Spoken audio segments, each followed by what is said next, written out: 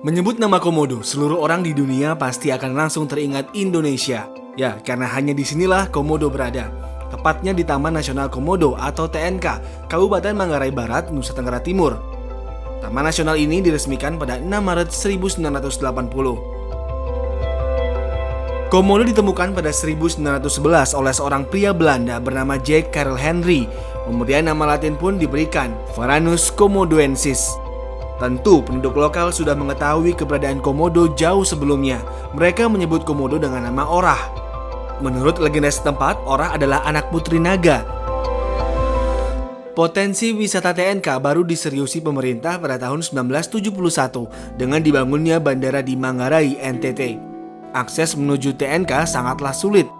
Artikel yang dimuat harian Kompas pada 7 November 1969 menceritakan betapa buruknya infrastruktur di Flores kala itu. Seiring berjalannya waktu, infrastruktur demi infrastruktur dibangun untuk meningkatkan pariwisata Komodo.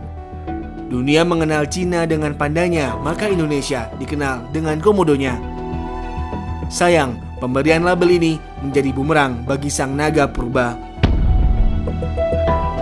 Pada masa Orde Baru, tepatnya dari 1966 hingga 1983, harian Kompas kerap memuat berita pemberitaan Komodo sebagai hadiah ataupun sebagai barter satwa kepada para negara sahabat.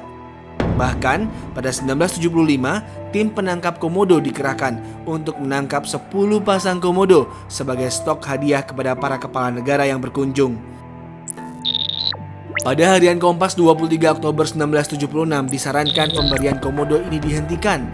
Pasalnya, para Komodo hadiah ini kerap menemui ajal di rumah barunya.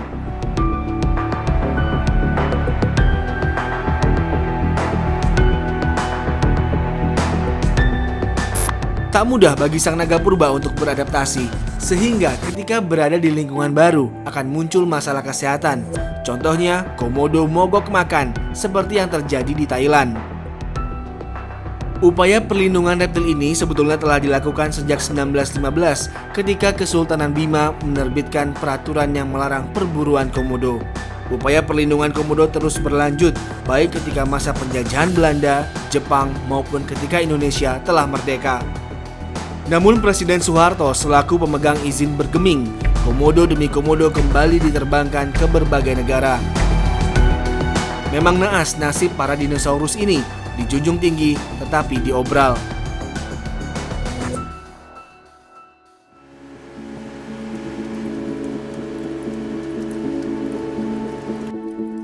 Kelestarian TNK sangatlah rapuh, sedikit saja gangguan maka keseimbangan ekosistem akan terganggu. Salah satu gangguan fatal adalah praktek perburuan hewan yang menjadi pakan alami Komodo, seperti rusa dan banteng. Masalah perburuan ini telah ada sejak dahulu dan abadi hingga saat ini. Interaksi petugas dan pemburu bukan lagi pada level kucing-kucingan, karena di sini nyawalah yang menjadi taruhannya. Sebuah harga yang harus dibayar untuk melindungi identitas dan aset bangsa.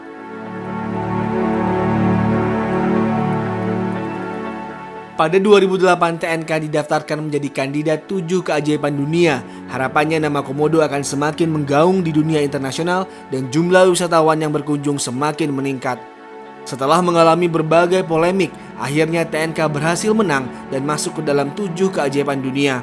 Jumlah wisatawan pun meningkat drastis. Terdengar mengembirakan bukan? Namun sebenarnya hal ini adalah pisau bermata dua karena terselip ancaman bagi kelestarian sang naga purba. Karena tanpa mengindahkan daya tampung maksimal sebuah kawasan wisata, niscaya kawasan tersebut akan rusak dari hari ke hari. Jumlah wisatawan akan berbanding lurus dengan meningkatnya pembangunan akomodasi, polusi udara, polusi suara, limbah rumah tangga, dan limbah makanan. Belum ditambah bila kedatangan turis yang tidak peduli terhadap lingkungan. Banyak turis yang membuang sampah, merokok, ataupun curi-curi membuat api unggun di area padang rumput kering yang mudah terbakar. Banyaknya turis datang silih berganti akan menciptakan kegaduhan, tak dimungkiri dapat membuat Komodo menjadi stres. Salah satu upaya pemerintah menjaga kelestarian TNK adalah dengan membuat Taman Nasional ini menjadi kawasan eksklusif pada akhir 2020. Status ini akan membuat tarif wisata meningkat. Harapannya jumlah turis yang datang akan berkurang, namun pendapatan akan bertambah. Potensi ekonomi yang tinggi membuat banyak tangan ingin ikut ambil bagian. Investor swasta, pemerintah daerah, pemerintah pusat, dan LSM berlomba-lomba memegang peranan dalam pembangunan Taman Nasional Komodo.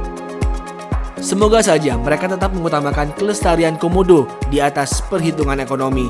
Karena bila ekosistem terganggu, maka investasi triliunan rupiah pun akan hilang sekejap mata.